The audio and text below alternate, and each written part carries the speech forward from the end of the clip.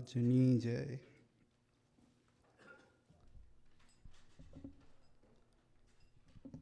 અચિંત્યાનંદ બ્રહ્મચારી હતા. એમને એક ગુણાતીતાનંદ સ્વામીની આજ્ઞાથી એક હરિલીલા કલ્પતરુ કરીને એક ગ્રંથ લખ્યો હતો, અને એના 7મા સ્કંદ છે એનો, અને 21મો અધ્યાય. એમાં એક વાત આવે છે કે કાશીના જે પંડિત હતા એ સ્વામિનારાયણ ભગવાનને શાસ્ત્રાર્થ કરવા આવે છે કે હી વોઝ બિલીવિંગ ઇન ડુઆલિઝમ, કે દ્વૈતવાદ. અને આપણે સ્વામિનારાયણ ભગવાન એટલે વિશિષ્ટ અદ્વૈતવાદ. એટલે સ્વામિનારાયણ ભગવાન સાથે શાસ્ત્રાર્થ કરવા આવે છે, પણ before even they do any discussion, ભગવાન એના પર સીધી નજર કરે છે અને એને સમાધિ થાય છે. He went to trans. અને ત્યાં સમાધિમાં જુએ છે કે સ્વામિનારાયણ ભગવાન અક્ષરધામમાં બેઠા હોય છે, અને એટલા બધા મુક્તો, મિલિયન્સ ઓફ કે લાખો અક્ષર મુક્તો એ સ્વામિનારાયણ ભગવાનની વર્શિપ કરતા હોય છે. એવું સમાધિમાં એમને દર્શન થાય છે.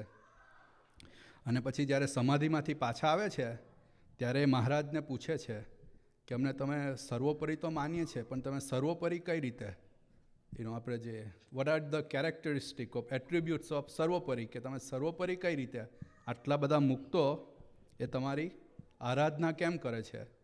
ત્યારે ભગવાન ગોપાળાનંદ સ્વામી તરફ દ્રષ્ટિ કરે છે, અને પછી ગોપાળાનંદ સ્વામી નોઈંગ મહારાજ ઇનર વિશ એવા 13 કારણ બતાવે છે, 13 રીઝન્સ. અને એમાંનું ત્રીજું છે એક, કે લાખો લોકોને જેમ લોહી ચુંબક હોય એ બધું આયરન ખેંચી લઈને, એમ લાખો લોકોના નાડી પ્રાણને પોતાનામાં સ્થિર કરી દે અને સમાધિ કરાવે. એવું એક ભગવાન જે સર્વોપરી હોય એવું એક લક્ષણ હોય. અને એ લક્ષણમાં આપણે જોઈએ તો એવું મહારાજે કઈ રીતે કર્યું, ક્યાં કર્યું?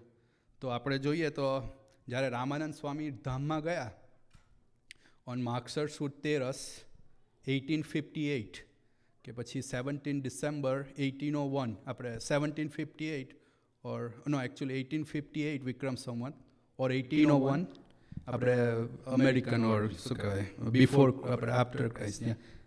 સો ત્યારે જ્યારે રામાનંદ સ્વામી ધામમાં ગયા પછી થોડાક જ વખત 14 દિવસમાં જ ભગવાન એ સ્વામિનારાયણ મહામંત્ર આપ્યો. અને એ મંત્ર એટલો બધો પાવરફુલ કે આપણે જોઈએ તો સૌ પ્રથમ સમાધિ એ શીતલદાસને થઈ. કે શીતલદાસને કોઈએ કહ્યું, શીતલદાસ ભગવાનની શોધમાં હતા, અને ફરતા ફરતા ત્યાં ગુજરાતમાં હતા, તો કોઈ કહ્યું કે રામાનંદ સ્વામી પાસે ભગવાન છે. અને શીતલદાસ જ્યારે આવ્યા હતા તો રામાનંદ સ્વામી ધામમાં ગયા હતા.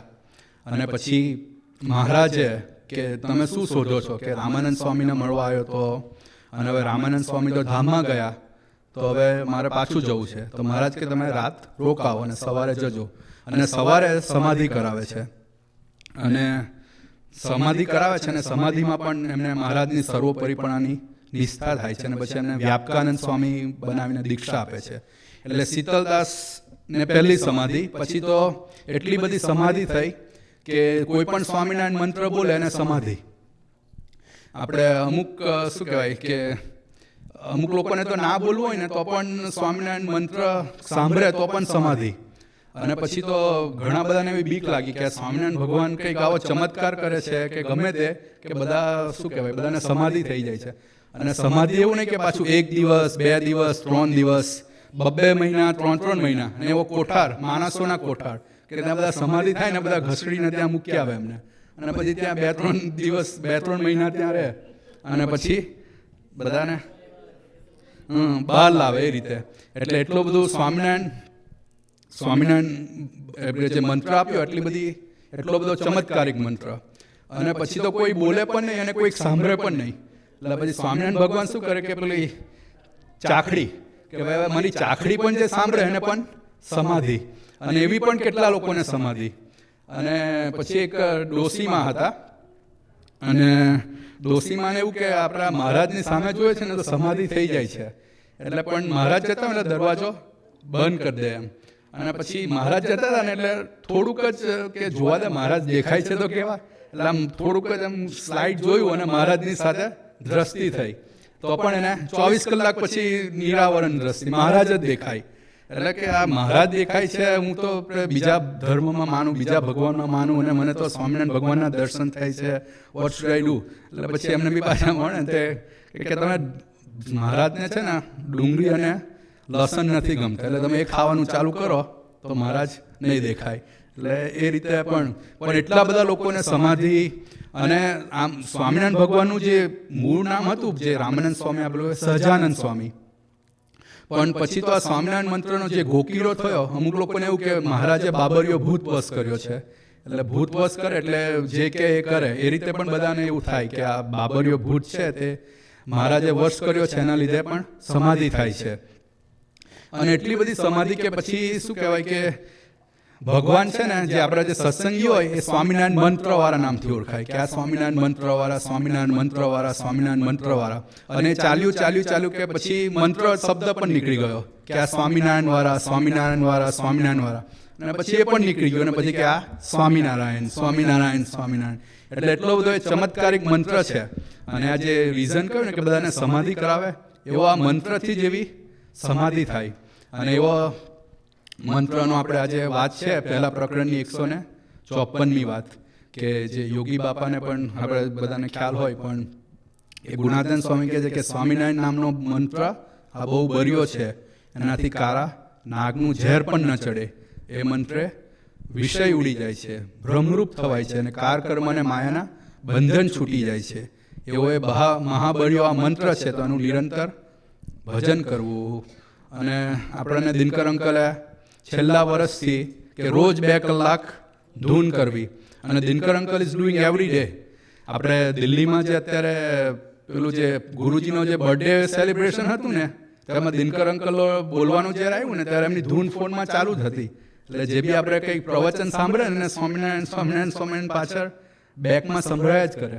He is doing Dinkar uncle પ્રવચન કરે ત્યારે ફોન એક ચાલુ હતો. સો એટલે શું કહેવાય, એટલું એમ હી ઇઝ કોન્સ્ટન્ટલી કે ભાઈ જે આપણા પપ્પાજીની ધૂન છે, ગુરુજીની ધૂન છે, સ્વામીજીની ધૂન છે, એ રીતે બધી ધૂન દિનકર અંકલ રોજ એટલીસ્ટ 6-7 કલાક કે સૂતા પણ એમનો ફોન ચાલુ હોય. અને આપણે તો ખાલી 2 કલાક માટે જ કહ્યું છે કે કરાય નહીં તો એટલીસ્ટ સાંભળજો.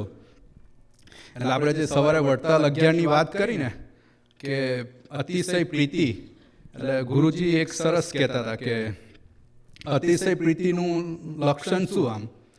એટલે મને અમુક લોકો પૂછતા હતા કે તમે તુષાન ગયા તો ભાઈ દિનકર અંકલે મિસ કરતા હતા તમે?